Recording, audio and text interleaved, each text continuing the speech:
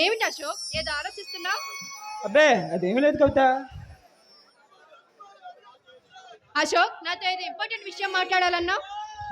కవిత, నువ్వు నిన్న పేపర్లో రాసిన ఆర్టికల్ చదివాను. ఒక కరుడు కట్టిన క్రిమినల్ గురించి చాలా గొప్పగా రాశావు. అతను ఒక తీవ్రవాదని, సంఘ విద్రోహ చర్యలకు పాల్పడే దుర్మార్గుడిని ప్రభుత్వం అతన్ని పట్టుకోవడానికి ప్రయత్నిస్తుందని నీకు తెలియదా కవిత?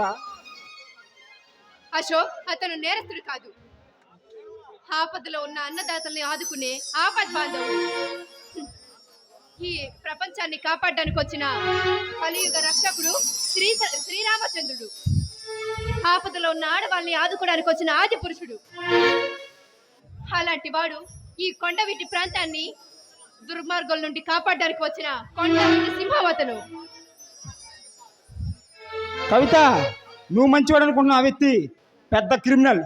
ఈ కొండవీటి ఫారెస్ట్ లో జరుగుతున్న అక్రమ వ్యాపారాలను అడ్డాగా చేసుకుని నేర సామ్రాజ్యాలు శాసిస్తున్న ఆ వ్యక్తి పెద్ద క్రిమినల్. అశోక్, అతను క్రిమినల్ ఎలా అవుతాడు? ఇక్కడ ఈ పల్నాడులో ఎంతో మంది ఆడవాళ్ళు కనిపించకుండా పోయారు.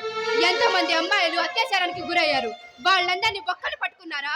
కానీ ఆ కొండవీటి సింహం ఎంతో తెలివిగా ఆ అమ్మాయిలందరినీ కాపాడాడు. అలాంటప్పుడు అతను ఎలా నేరస్తుడవుతాడు?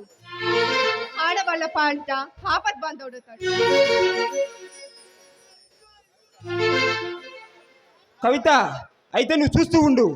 త్వరలో అతన్ని పట్టుకొని న్యాయస్థానం ముందు నిలబెట్టి నీ నిర్ణయం తప్పని నిరూపిస్తా. అయితే వస్తా.